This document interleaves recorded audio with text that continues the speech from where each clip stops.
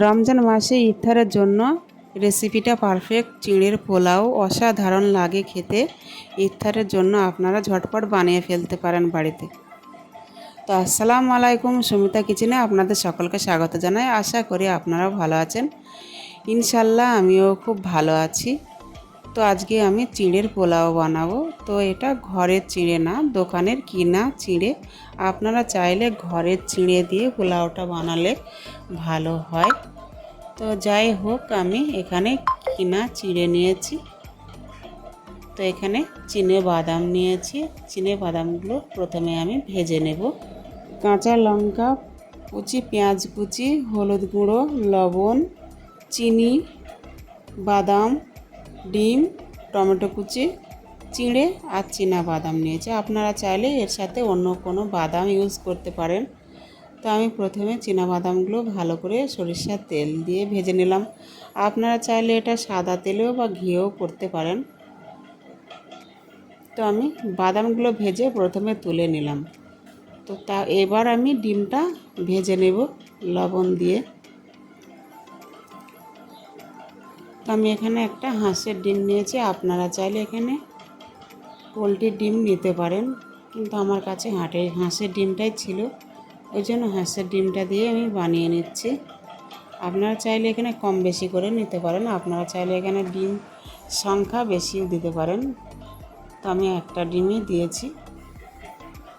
তো এই পোলাওটা কিন্তু খেতে খুবই ভালো লাগে। আপনারা বাড়িতে ইফতারের জন্য বানাতে পারেন।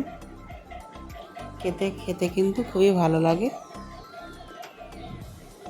তো দেখতে দেখতে আমাদের 8টা রোজা পার হয়ে গেল। 9টা রোজা চলছে। তো রোজা 9 নম্বর রোজা আজকে চলছে। সবাই ক্লান্ত বোধ করে, অনেক মানুষের শরীর বয় না। তো আল্লাহর আশীর্বাদে ভালোই আছি। প্রথম রোজা কয়েকটি ঠান্ডাতে খুবই শরীর খারাপ করতো। তো আমি এখানে ডিম আর টমেটো ভালো করে ভেজে নিলাম। তো এই পর্যায়ে আমি তুলে নেব।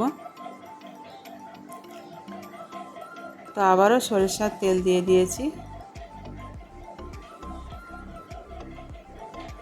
তো ভিডিওটা পুরো দেখবেন, স্কিপ করবেন না।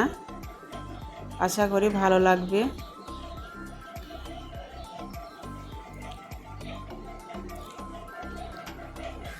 তো এখানে পেঁয়াজ কুচি, লঙ্কা কুচি, লবণ দিয়েছি, ভালো করে ভেজে নিয়েছি। হলুদের গুঁড়ো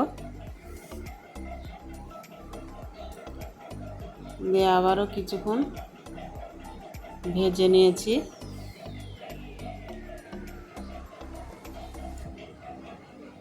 এবার এখানে আমি চিনি দিয়ে দেব।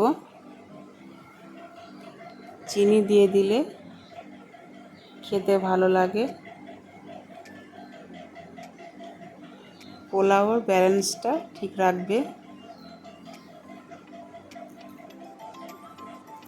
তো এখানে আমি চিঁড়ে নিয়ে নিয়েছি। তো আমি এখানে চিঁড়েতে সামান্য জল দিয়ে দেব।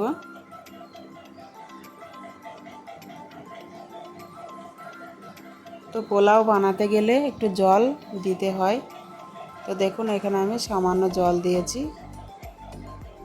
তো এবার কিছুক্ষণ ভালো করে ভিজিয়ে নিয়ে তারপরে আমি সরাসরি কড়াইতে দিয়ে দেব।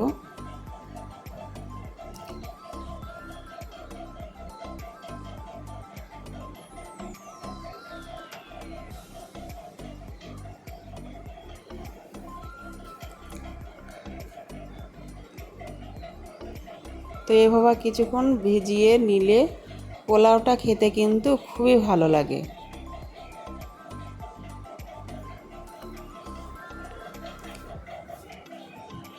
তো রোজার মাসে আমাদের তো অনেকই খেতে অনেক কিছুই ভালো লাগে, খেতে মন চায়। তবে যেগুলো হয়তো সামর্থ্য কুলোয় সেগুলোই বানিয়ে খাই।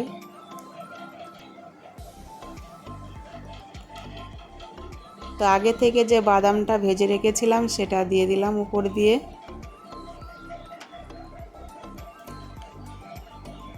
চানাচুর, ডিমের ভুজিয়া, সবগুলো একে একে দিয়ে দেব।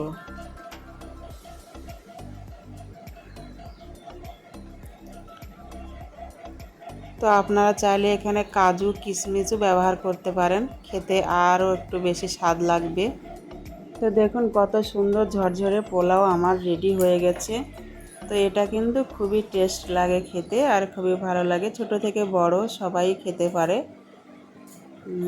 সবাই খেতে পারবে। তো আমার হয়ে গেছে, এবার আমি নামিয়ে নেব। তো ভিডিওটা ভালো লাগলে লাইক কমেন্ট শেয়ার সাবস্ক্রাইব করবেন।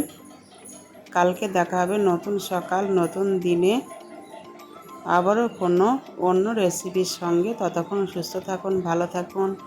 আল্লাহ হাফেজ।